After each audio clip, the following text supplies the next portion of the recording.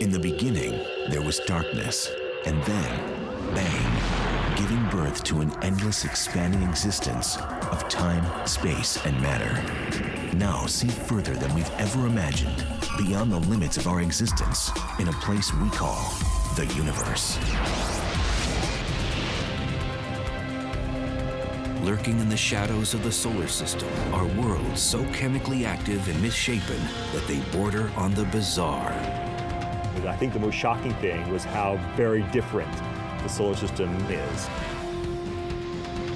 These are the moons surrounding the planets of the solar system. Moons that were once either unknown or considered afterthoughts are now on the cutting edge of astronomical exploration. What was surprising, that they all didn't look like our moon. The so-called minor members of the solar system are not of minor interest. What surprises await us on these alien moons?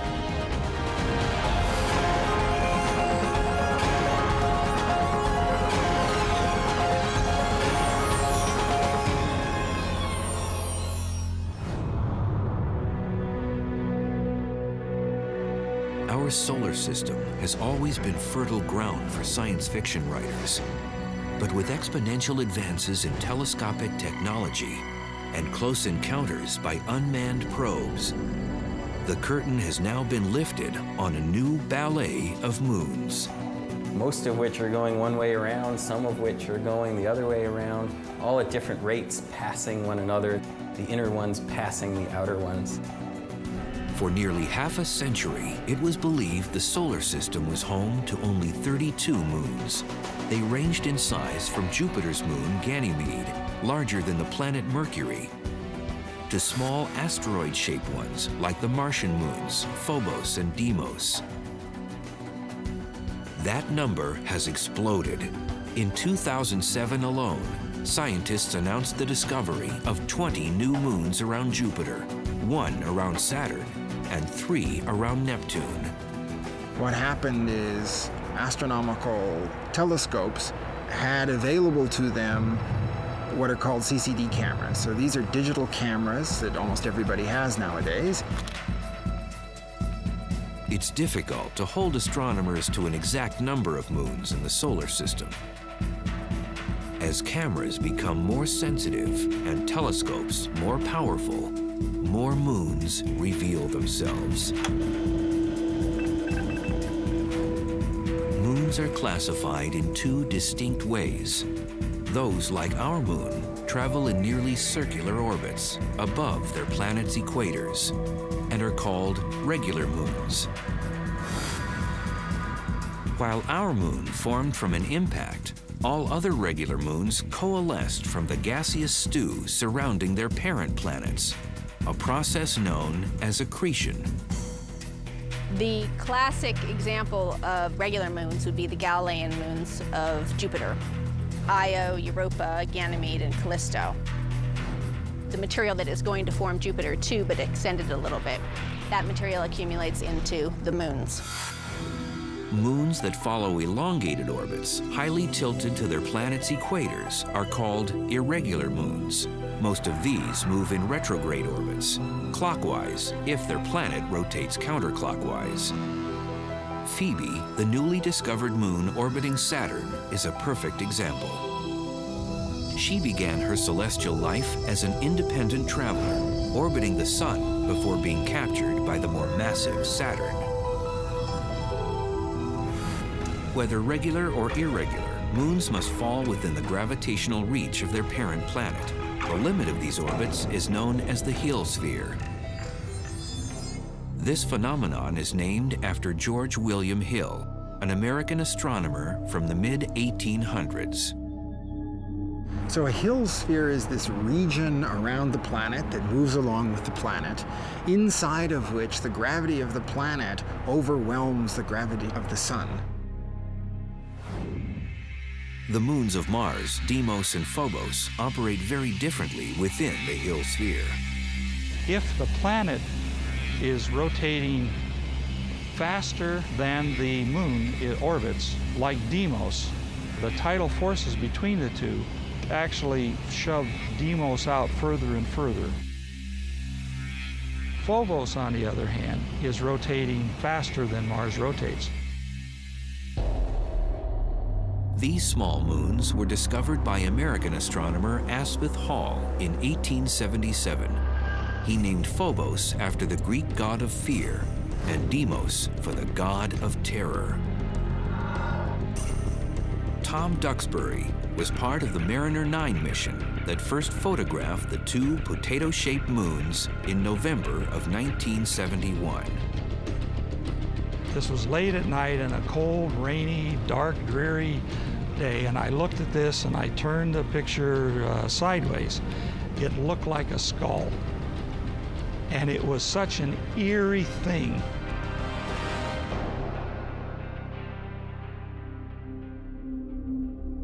Phobos is in a death spiral. It orbits just 3,700 miles from the Martian surface, closer to its host planet than any moon in our solar system. If our own moon were as close to the Earth as Phobos is to Mars, it would look 20 times larger. Its orbital period would be in hours, not days like it is now, but hours. And at full moon, it would fill the sky. The daily tides, would rise and fall tens of feet, if not hundreds of feet. And so the Earth's moon would eventually crash into the Earth in such a situation. Phobos's predicament is caused by a process known as secular acceleration. As Phobos races faster than Mars rotates, a tidal bump is raised on the Martian surface. In the process, Mars yanks Phobos closer to its surface with each orbit. The struggle between Mars and Phobos is similar to the dynamics of a simple game of tetherball. Imagine the ball as the moon, the pole as the planet, and the rope between the pole and the ball as the planet's gravitational pull. What we see is that the gravity would pull the moon in such a way that it speeds up. It goes faster and faster, and it works its way until it eventually hits the pole. That's exactly what's happening to Phobos. Phobos is going around Mars faster than Mars rotates. That tidal interaction is pulling Phobos in closer and closer and speeding it up in its orbit. In about 50 million years, we expect Phobos to be pulled in so closely it will impact Mars and disappear as a moon of Mars. On the other hand, Deimos, the further out moon, is going slower than Mars rotates. And so it's unwinding the string in the opposite way. And what we see is Deimos is going further and further away from Mars. And eventually Deimos will be pulled away from Mars by the gravity of the sun. So over time, Mars will become moonless.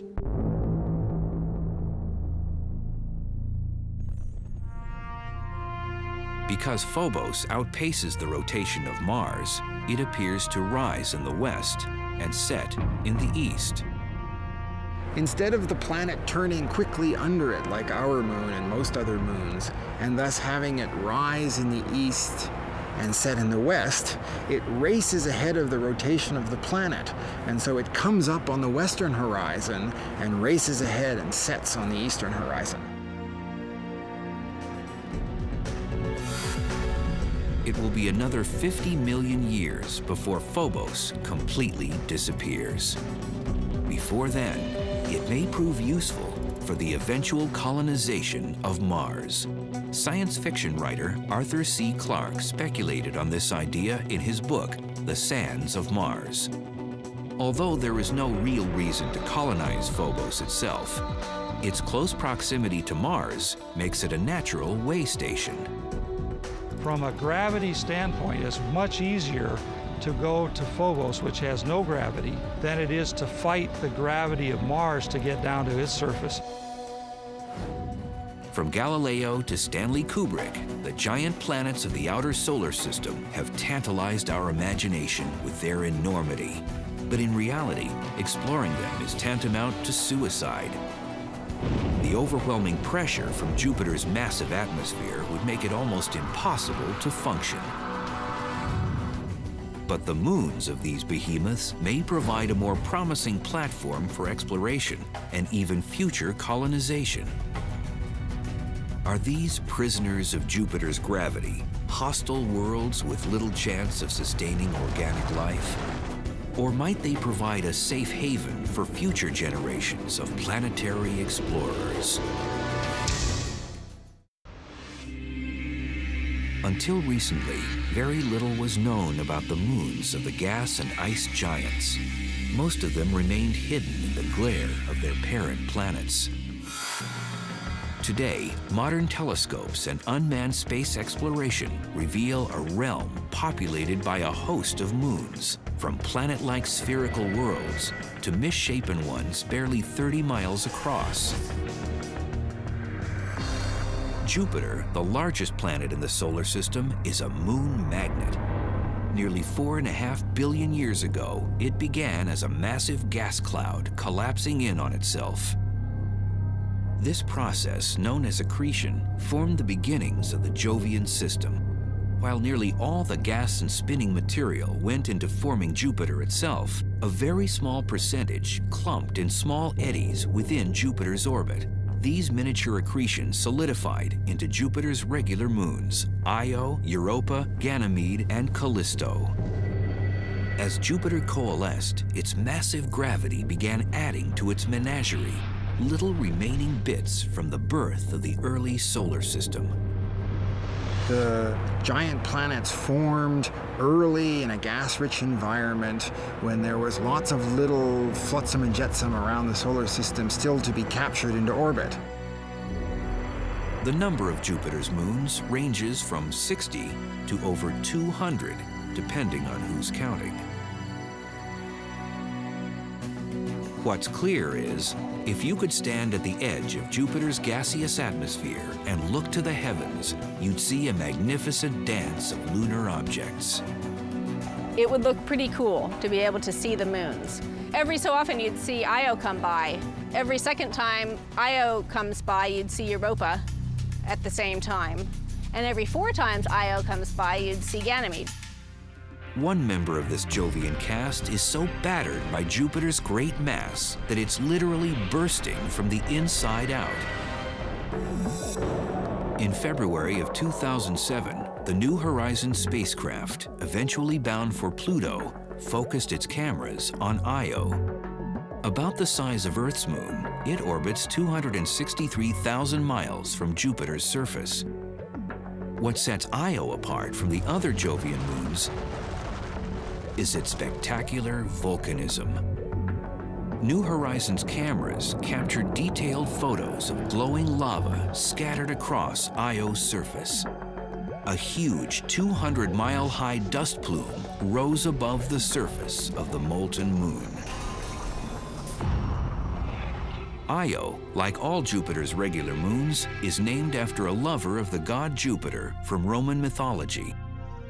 It was discovered by Galileo in 1610, first photographed by Pioneer 1 in 1974, and again by Voyager 1 in 1979. Its pulsating activity has puzzled and intrigued scientists for decades.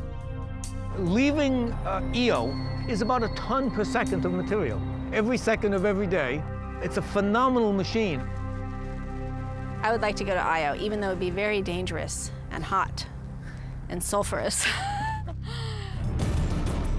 Io is too small to have maintained a molten core since its formation. Another mysterious process must be responsible for its heating. Io's entire interior may be molten because it's squeezed so much as it's orbiting around Jupiter. This process is known as tidal heating. The massive gravity of Jupiter is causing friction at the inner core of Io.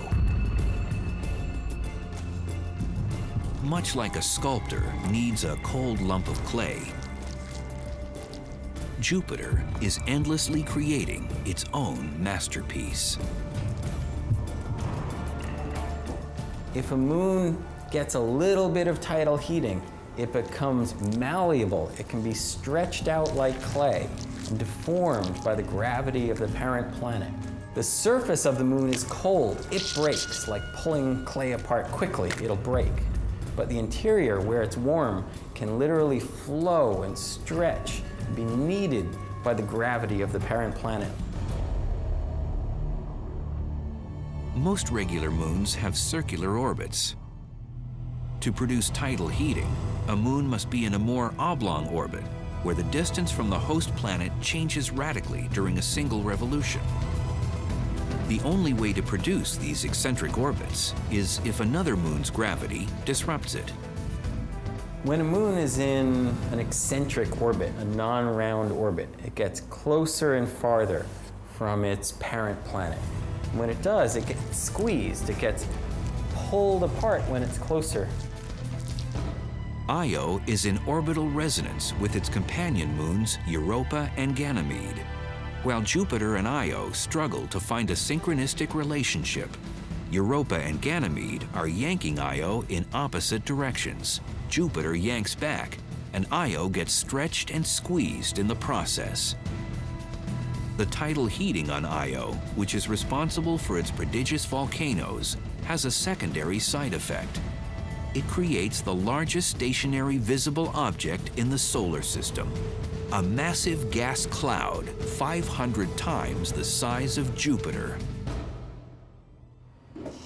In 1990, Professor Michael Mandillo and his team from Boston University discovered a large gas cloud spanning the huge distance from one side of Jupiter to the other.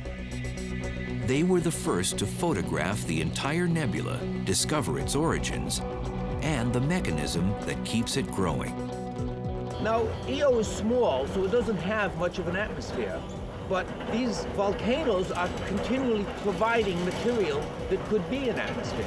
But you might ask, well, why doesn't it have a tremendous atmosphere if all the volcanoes have been going on for eons? Well, it's because the material escapes. The key gas is sodium. Even though it only makes up 5% of Io's ejected materials, it's easily detectable by telescopes on Earth. Sodium emits an orange glow. In fact, sodium is commonly used to illuminate streetlights in many cities across the world. The sodium and the other gas molecules are pelted by light from the sun and electrons in Jupiter's powerful magnetic field. Electrons and protons are knocked off some of these particles and ionized. Now in plasma form, these ions are taken on a ride by Jupiter's powerful magnetosphere. Its speed increases dramatically because it's been picked up by the magnetic field. It's like they're taking a ride on a cosmic carousel. The magnetic field lines are the holes here, and then every now and then, a sodium atom gets picked up along with its an electron. And now I'm in the Jupiter plasma torus with all the other ions and electrons that have been captured previously. And the ions and the electrons recombine, the neutral is not confined by the magnetic field, and it goes off at a much higher speed. And that's enough to escape from Jupiter. And they form the largest visible cloud of gas that's permanently in the solar system. If we could see the nebula with the naked eye, it would be the size of 12 moons in the night sky. It is so enormous that to view it, Mandillo and his team created their own specialized telescope. Well, as it turns out, to get a big field of view, all you need is a small lens, like a pair of binoculars gives you a big field of view. Even in 1991, the telescope may have seemed ordinary, but its camera was highly sophisticated and, at the time, revolutionary. The digital camera. Well, once you've got a picture that's in numbers, you can do all kinds of things with it. Mandillo and his team knew that sodium existed in the nebula. Sodium also exists in the Earth's atmosphere. They were able to compare digital photographs of both Jupiter and Earth's atmospheres and bring forth an image of the nebula. Well, that was very difficult to do if you just had 2 photographs and pieces of paper. But now that we have these digital cameras, we've revolutionized the way that we can process images. Though Io would be a fascinating scientific and aesthetic destination, its hostile environment probably precludes that. Even landing an unmanned probe would be difficult among Io's convulsing fissures. But there's another moon orbiting Jupiter which may not only support human exploration, but possibly support its own alien life forms. Europa is one of the most fascinating and enigmatic objects in our solar system. Really unlike any place else in the solar system, and for that matter, unlike anything on Earth. The surface features are such that there are cracks in the surface, there's mottled terrain, there's chaotic terrain, and it looks like icebergs in some areas. We know Europa is an alien moon. Could it be home to alien life forms as well? Europa orbits 400,000 miles from Jupiter's surface, about double the distance of Io. And like its convulsive cousin, it too is molded by gravitational tides. Jupiter has the greatest effect.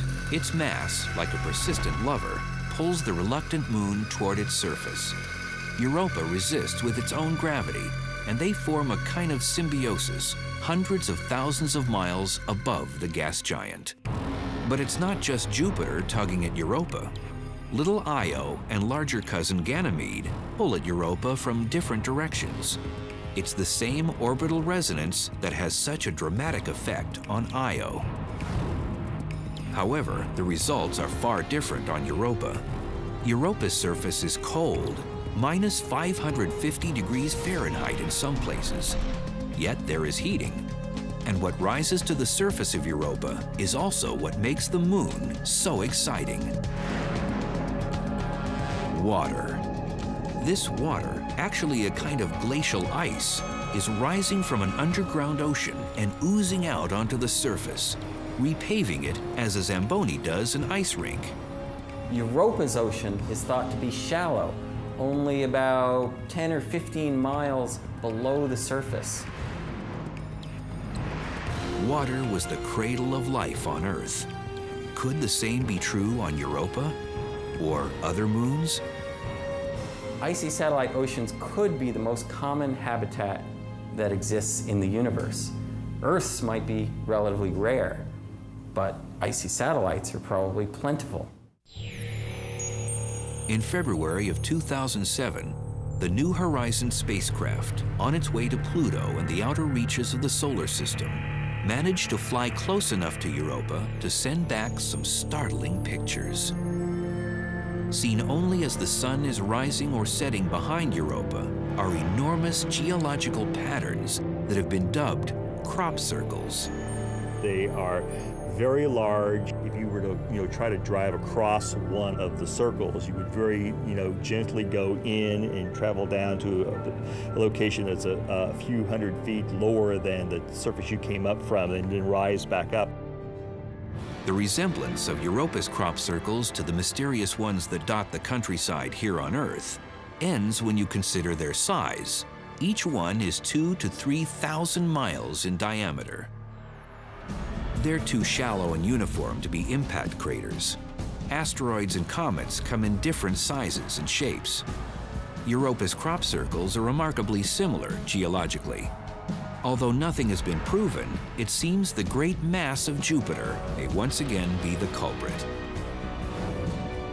The speculation is that the icy covering surrounding Europa is not tethered to the core of the moon. Rather, it's floating above the subsurface ocean, like a spherical iceberg. The polar region may be somehow shaped by Jupiter, and then over hundreds of thousands of years, slowly tugged toward the equator. This forms a line of small circle depressions dropping from the polar region toward the equator. If Europa's ice crust has similar structure to icebergs on Earth, most of it would be under the ocean's surface. This has huge implications for future exploration. It means there has to be something like 8 or 9 times that amount of ice underneath them to allow that kind of large-scale topography to exist. The iceberg theory lays to rest the belief that Europa's subsurface ocean can be easily tapped through a thin crust. Radar mapping and ultraviolet data will prove to be even more important before a Europa lander can make its way down to the surface. Future explorers will have to search out hotspots and places where this mysterious ocean has welled up through the surface, and from there try to find a way to dip into it. Those explorers may choose instead to set up a base of operations on Ganymede, Jupiter's largest moon. As Phobos might serve Martian exploration as a way station, Ganymede might do the same for the Jovian system. Larger than the planet Mercury, its gravity is closer to that of Earth's than any of Jupiter's moons.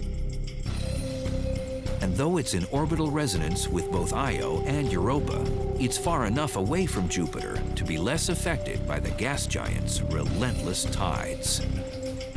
And at Ganymede, you could say, park in some nice big crater and build your domed, protected region, protected from the charged particles in the Jovian system, and make a pretty safe place to study not just Ganymede itself and its magnetic field and its interior and its geology, but the Jupiter system as a whole. Ganymede is the only moon in the solar system with its own magnetic field. To have this distinction, Ganymede must have sufficient mass and a hot inner core. Its mass is obvious, but where the heat is coming from is a bit of a mystery. Ganymede is affected by both Io and Europa's tidal forces, but measurements on its orbit indicate that it's round enough to avoid the squashing and stretching that its smaller cousins endure from Jupiter. The thought is maybe something happened in Ganymede's past to change its orbit slightly, and maybe its eccentricity got kind of haywire for a little while and generated a lot of heat within Ganymede, caused the core to be hot. We don't really know. What we do know is that New Horizons' recent flyby of the Jovian system gave us a tantalizing glimpse at the wonders that await us on Jupiter's alien moons. Scientists look forward to the day a lander touches down on one of these moons and starts to uncover the secrets of these mysterious worlds. Another icy moon orbits the gas giant Saturn. It's too small to hold on to its own atmosphere, but that doesn't stop it from sapping the atmosphere of its parent planet. Enceladus, even though quite small, is named after a tribe of giants in Greek mythology. Like Io and Europa, Enceladus has an eccentric orbit around its parent planet, Saturn. The tidal forces of Saturn squeeze and knead this tiny moon and create heat at its core. But unlike Io, it doesn't regurgitate molten material that coalesces into a massive gas cloud. Water doesn't well up to the surface as it does on icy Europa. Nope, Enceladus actually spits plumes of icy water into the atmosphere of Saturn. So we don't call it a volcano, it's more like a geyser. The water vapor is then in orbit around the little tiny moon, or because it's near Saturn, Saturn's gravity can pull it into the planet. Interested by their work on the torus of Io, Michael Mandillo and his team at Boston University began to consider Enceladus's effect on Saturn's atmosphere. And it turns out that water is a wonderful catalyst to have the ions and electrons recombine. Before Cassini, scientists relied on computer models to determine atmospheric conditions surrounding Saturn. They indicated that Saturn should have a very robust ionosphere. Surprisingly, Cassini's data indicated that Saturn's ionosphere was only 10% of what computer models had predicted. It seems that the icy water ejected from Enceladus is neutralizing the charged particles in Saturn's ionosphere. Commit. Liftoff. Scientists had learned, quite by accident, the effect water can have on Earth's atmosphere. In 1973, when NASA launched its Skylab workshop, it launched its last gigantic Saturn V rocket, the moon rocket. And it had never had a launch that allowed the space vehicle to keep its engine burning as high as the ionosphere. Well, this gigantic engine dumped a ton per second of water vapor, which comes out of a giant rocket motor, into the ionosphere. And the ionosphere nearly vanished on that day. It blew a gaping hole in Earth's ionosphere, the top layer of the atmosphere. A hole that took the sun's ionizing radiation 24 hours to repair. However, on Saturn, where Enceladus continuously dumps 6 tons of water per minute into its atmosphere, the long-term effects have been significant. There's no worry that Enceladus will strip away its parent planet's ionosphere completely, but this tiny moon, only 300 miles in diameter, has gotten the attention of the scientific community and Saturn itself. While we prepare probes to Phobos and Europa and study data from Enceladus and Io, an entirely new set of moons has literally just come into the picture. Before the 1990s, most astronomers agreed that there were only 34 moons in the solar system. Most of those were regular moons like our own, spherical bodies that orbit their host planet in the same direction it rotates. But a handful of these satellites were what's known as irregular moons. These freakish moons follow elongated orbits. Their orbits are often tilted, and they rotate in the opposite direction of their host planets. They look like flying potatoes or splinters or misshapen lumps. They've been hard to find before now because they're very small and they're also usually very dark. The advent of digital photography and the use of light-sensitive optics changed the lunar terrain within a decade. Dr. Brett Gladman from the University of British Columbia discovered his first irregular moon in 1997 at the Palomar Observatory. Since then, Dr. Gladman has brought to light 17 previously hidden objects in the solar system. So you detect objects in the outer solar system by observing them move relative to the background stars and galaxies, which are stationary. So if you take a picture of the sky and you wait an hour and you take another picture of the sky, none of the stars and the galaxies will have moved, but distant objects in the outer solar system will displace by a visible amount between the two pictures. And so by comparing the two pictures, you can see, as we have here, a moving target.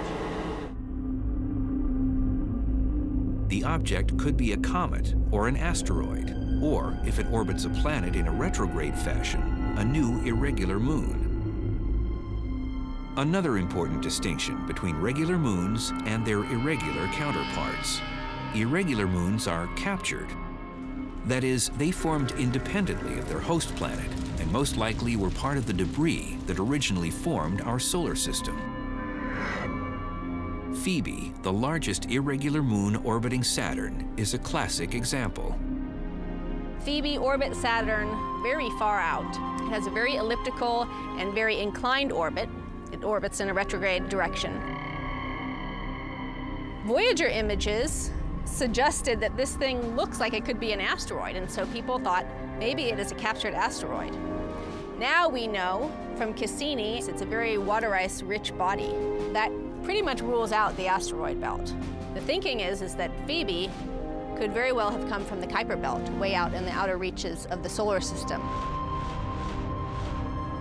The Kuiper belt is thought to be the debris left over after the solar system formed. It revolves around the sun beyond the orbit of Pluto. However, another theory suggests something altogether different.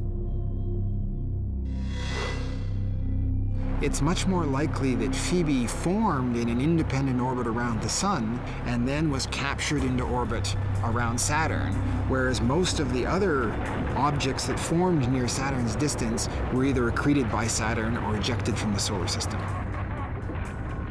Phoebe would then be made of the planetary debris that was floating around Saturn at the time of its birth. And possibly it's made up of different material than some of the irregular moons orbiting Jupiter. If this is the case, astrogeologists may be able to discern and compare the different ingredients that birthed these two gas giants.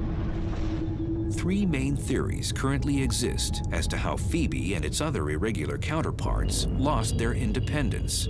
Two suggest the irregulars were captured as the solar system was still forming and the planets were still an accreting blob of gas and debris.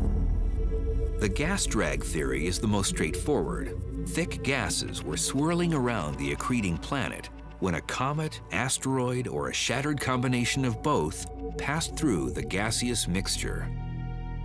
We know that the giant planets built their regular satellite systems in a large accretion disk around each of the planets, sort of like a mini little solar system forming around each planet.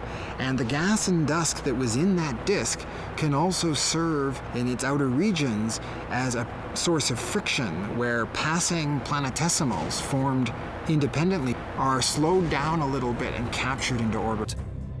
The second theory is really a variation on the first. It's sometimes called the pull-down theory. Here, instead of an object being caught by simply passing through the accreting gases, it is unsuspectingly pulled into the forming planet's orbit by its growing gravitational pull. The gas drag and pull-down theories of capture work well for both Jupiter and Saturn because their mixture of ingredients was massive enough to slow down these passing objects. But what about the icy giants, Neptune and Uranus? Because of the extreme cold, they formed much more slowly, and it's difficult to believe that their icy accretion mixture contained enough mass to snare a passing piece of the solar system. Yet both icy giants have their own irregular moons. Hence a third theory, three-body interaction. You discover that many of the objects are actually more than one object. They're usually two objects often, that because they're both more or less the same size as the other in a binary relationship, instead of being a big object with a small object going in orbit around it like this, it's two more or less similar sized objects going around a common orbit. Between the two of them is called the barycenter. A binary pair exists when two objects of the same size are tight enough to the barycenter to prevent a third larger object from splitting them apart. But when one of the binary pair is significantly larger than the other, the more massive third object has a greater chance of separating them. The smaller one will tend to have the much bigger orbit and swing out further. This brings the smaller object close enough to the planet to be captured, while its partner is slung out into an independent orbit. One bizarre moon seems to defy classification. Triton orbits Neptune in a retrograde fashion, counter to Neptune's rotation. That would make it an irregular moon, except that it's spherical and orbits close to the equator, with an almost perfectly round circumference, a classical description of a regular moon. It also spews out mysterious icy plumes, with some indications that it once was, or possibly still is, volcanically active. Before Voyager 2 ventured into the outer solar system, Neptune's moon Triton was assumed to be a geologically dead ball of rock about the size of our own moon. When Voyager beamed back photographs revealing a world with mountains, fault lines, and fissures indicative of tectonic movement, as well as a surprisingly thick atmosphere, scientists were amazed. Geologic forces, usually associated with much warmer and larger planets, might be occurring on a frozen moon slightly smaller than our own. Voyager detected no active volcanoes in 1989. However, like Saturn's moon Enceladus, geysers periodically erupted from the planet's surface. What's really stunning about Triton is not just that it has some unique geological processes occurring, but the fact that they're happening even though Triton is an irregular moon. Most large moons in the solar system are regular satellites, with the very important exception of Triton, Neptune's largest moon, which orbits the wrong way. So Triton is thought to have been a captured object. A captured moon that acts like a regular one. How did an object the size of Triton slow down enough not to either pass through Neptune's atmosphere or collide directly into the icy planet?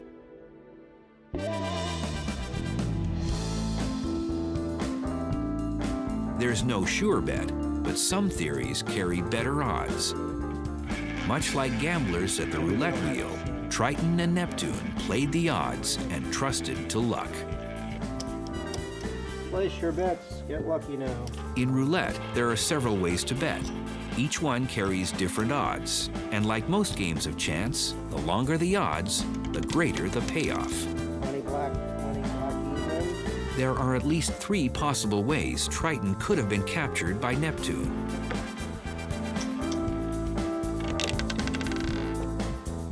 All 3 hypotheses are physically possible, but the first one, the idea of gas drag, is the least likely simply because the period of time which Neptune had a disk of gas and dust which could have captured a proto-Triton object was a very short period of time, and so the window of opportunity was very small. So that's like betting on the green 0 on the roulette table. More likely is the possibility that the proto-Triton sometime in solar system history crashed into a set of regular middle-sized icy satellites, and it was the collision which gave us Triton. And that's like betting on the first third of the numbers on the roulette table, so you have like a 1 in 3 chance of that taking place.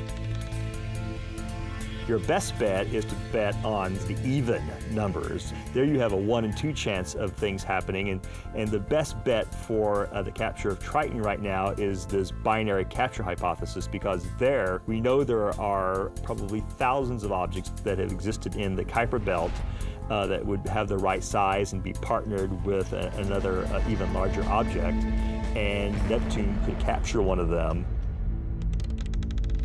No one knows for sure which number paid in the early days of the solar system when Neptune captured Triton. However, once Triton began orbiting Neptune in an irregular fashion, it started obliterating anything that got in its way. Neptune doesn't have a very regular system of satellites. It's thought that the capture of Triton disrupted what would have otherwise been a nice regular system like the other large planets have. It's as if Triton was angry at losing its freedom and took it out on Neptune's other hapless moons.